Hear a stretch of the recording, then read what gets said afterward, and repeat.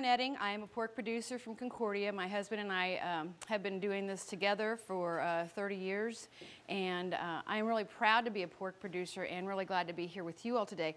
Our farm's been in the family since 1839, or parts of it have, and so we have pictures going way back. And great-great-grandpa Christian and great-grandpa William did things a lot different. They'd put 2 or 3 pigs on a cart, take it to the rail station in town, and they had chickens and they had dairy cows, and they had a little bit of everything. Grandma had a big garden and an orchard, and pigs were predominantly raised outside. And so that presented a challenge from a disease and an environmental standpoint, if you think about the ice and snow we had or the severe heat in the summer. And so most operations these days have some sort of indoor, environmentally controlled housing. And it's allowed us to keep our pigs healthier. It's allowed us to monitor them more closely. I mean, last week, I was out on the ice and snow and my pigs were laying in a 70-degree barn. Now, I really wondered who had the better deal there. We're doing what we can to best take care of our animals. We walk our pens every day. We look at every animal every day. Every packer that I know of in the United States requires that if you're going to sell animals to them, you have to be what we call PQA, Poor Quality Assurance, certified. And it's a certification program that you have a book that you go through, and then you go through it with an extension person or a veterinarian or someone who is a qualified certifier to make sure that you're doing things right. I am an animal welfarist. I have a stewardship role in caring for those animals. What is your biggest obstacle that you face, maybe a misperception from the community? As consumers become more informed and start questioning where their food comes from and how the animals are being treated, social responsibility becomes more of an issue.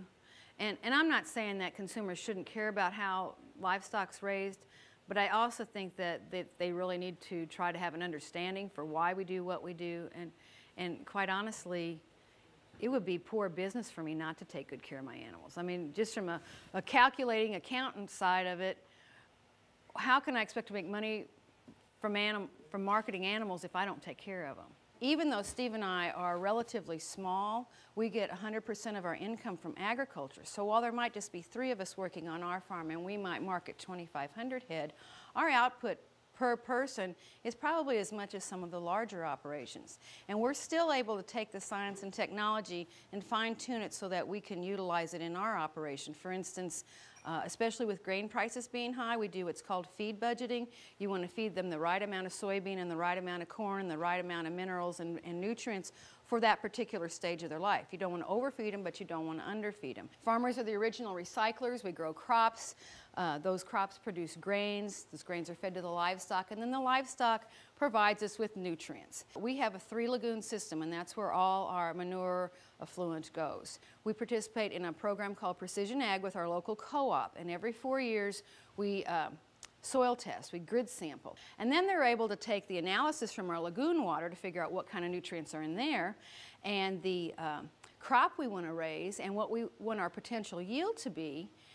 And they are able to tell us you can put on 1 acre inch, or they're able to tell us how much we should or can apply to do what's right. In fact, on our farm, we have a waterway where our fields flow into, and this waterway flows right into a 2.5 acre lake that is our fresh water source, and we have a tremendous population of catfish there. So we like to show people this population of catfish is saying we're being good stewards, we're doing things right, we've got really good quality water, and yet we're able to use our nutrients appropriately. Our grandchildren are the 7th generation on that farm.